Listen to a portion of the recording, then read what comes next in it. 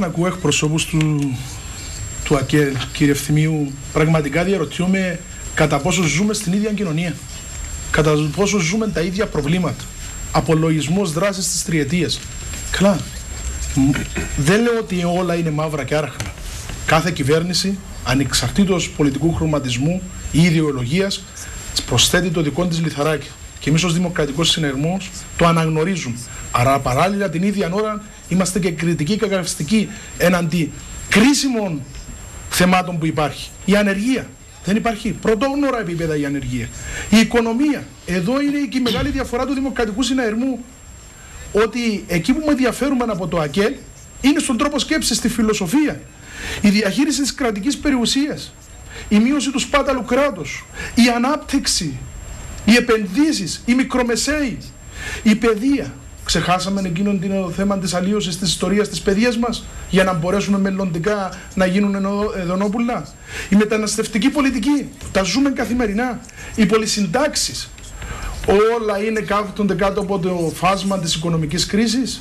Η οικονομική κρίση για μένα είναι η εύκολη δικαιολογία η οποία υπάρχει αυτή τη στιγμή. Είναι αυτό που φωνάζαμε από την αρχή ως Δημοκρατικός Συναγερμός. Πάρτε μέτρα. Δεν θα μας προσπεράσει η οικονομική κρίση. Δεν είμαστε οι πιο έξυπνοι. Δεν είμαστε ο φαλός της γης. Προστατευτείτε. Δυστυχώς δεν ακούστηκαν. Εδώ είναι τα αποτελέσματα. Και πραγματικά θλίβομαι όταν το επίπεδο της πολιτικής ζωής της Κύπρου πέφτει σε τόσο χαμηλά επίπεδα. Έχει απόλυτο δίκιο η κυρία Κυριακίδου. Η απαξίωση της πολιτικής από τους νέους. Γιατί είναι όλα αυτά τα οποία ακούει. Τα εφητεύματα, τα ιδιωτικά τζετ, την αλλαγή των λιμουζινών και όλα αυτά τα οποία είναι παράξενα. Εδώ σου λέω τη σήμερον ημέρα ο συνταξιούχος παίρνει εισπράσει τη σύνταξη του 30 του μηνός και στις 5 δεν έχει να εισπράξει.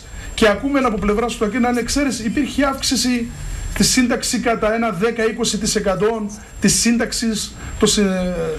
σύνταξης. Και δεν λες είναι ότι το κόστος ζωής έχει αυξηθεί κατά 40-50%. Το πετρέλαιο ήταν στα 70 cents, τώρα είναι 1,26. Το γάλα δίπλασε. Εάν ρωτήσεις τους μισούς πολιτικούς ποια είναι η τιμή του ψωμιού αυτή τη στιγμή δεν θα γνωρίζουν. Τιμή του γάλατος. Δυστυχώς αυτή είναι η πραγματικότητα. Εδώ ζούμε. Και αυτά είναι τα προβλήματα τα οποία θα λύσουμε. Και ο Δημοκρατικός Συναγερμός θα τα λύσει. Έχει και όραμα και έχει και θέσεις γι' αυτά. Δεν θα ασχοληθώ και να εμβαθύνω όσον αφορά τα θέματα παιδείας, τα θέματα αθλητισμού. Ξεκινήσω και εγώ με παροιμία. Η γυναίκα του Κέσσερα δεν πρέπει να είναι τίμια, αλλά και να φαίνεται.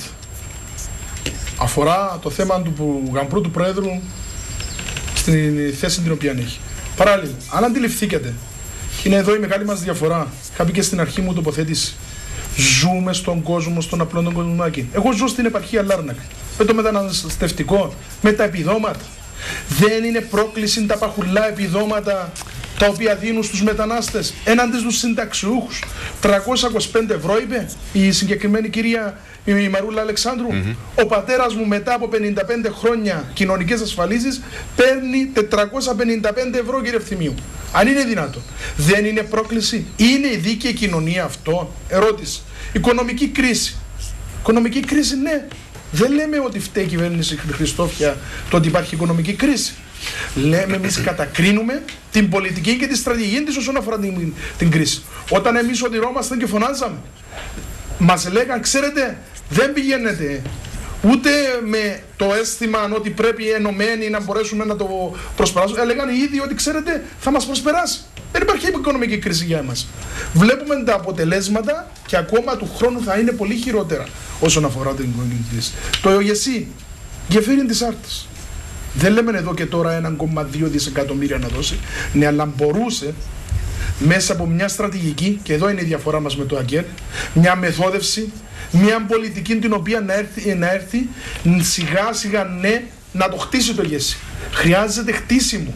Εδώ το πετάξαμε. Δεν αναφερόμαστε καθόλου. Υπάρχουν πολλά άλλα πράγματα τα οποία πρέπει να αναφερθούμε, κύριε Ευθυμίου. Φαίνεται όμως ότι η πολιτική του ΑΚΕΛ και το ίδιο του ΑΚΕΛ, στον κόσμο τον οποίον ακούει, είναι τον κόσμο των λαϊκών οργανώσεων. Γιατί αν ήταν στον κόσμο μέσα στην αγορά, θα αντιλαμβανόταν τη μεγάλη διαφορά την οποία ζούμε αυτή τη στιγμή. Ανεργία, ανάπτυξη, επενδύσεις και μικρομεσαίες επιχειρήσεις. Όχι κεφάλαιων, μικρομεσαίες επιχειρήσεις, παροχή φορολογικών ελαφρύσεων και πολεοδομικής ελαφρύσεως, γήπεδα γκολφ, καζίνα, ανάπτυξη του τουρισμού, ποιότητα ζωής. Όλα αυτά όμως, και δυστυχώς είναι με θλίψη το οποίο το λέω, όταν πηγαίνω στην περιοχή Αμοχώστου, θλίβομαι.